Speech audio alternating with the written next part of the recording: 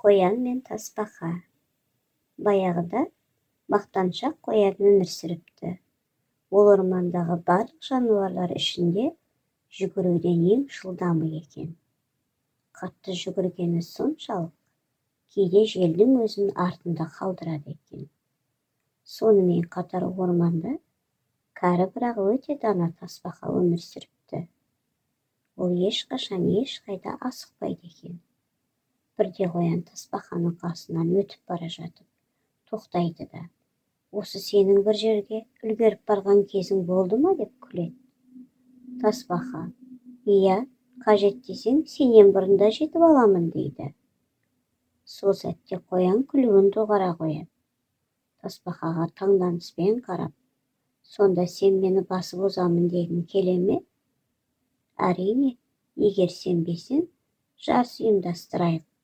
Тасбақаның қояннан жылдам екенін көзіңді жеткіземін» дейді. Қоян қарқылдап күледі. Алайда осылай тасбақаның сенімді айтылған сөздеріне қатты таң қалған болатын. Қоян: «Жарайды, жарысып көрейік, бірақ бәрібір мен сенен бірінші келемін» дейді.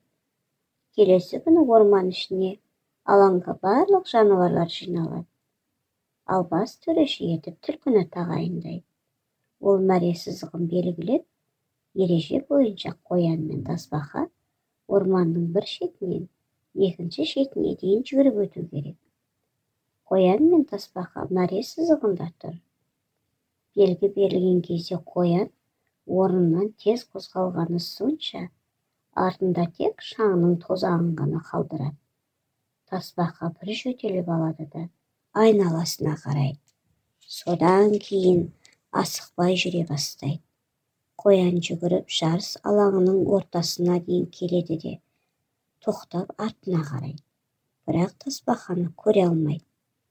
Өзіне өте сенімді болған қоян үлкен ағаштың түбінде көлеңкесінде отыра тұрсам деген ол байқамай ұйықтап кетеді. Дәл осы сәтте тасбақа жүрісін тоқтатпай қоянның қасынан өтіп кетеді. Бірақ жарысқа қатты мән бергені соншалық, айналасына бұрылып та қарамайды. Бір уақытта қоян ұйқысынан оянады. Жарыс есіне түседі де дереу айналасына көз тастайды. Сонда тасбақаның мәре сызығына жетейін деп қалғанын байқайды да тез орнынан қозғалады. Қоян бар күшін салса да өте кеш болған еді. Ол мәреге жетемін дегенше тасбақа бірінші болып жетеді. Ормандағы барлық аңдар жаңа жеңімпазды тасбақаны құттықтайды. Ал мақтаншақ қоян сол күйі демін баса алмай тұрып бір бұрышта тұрып қалады.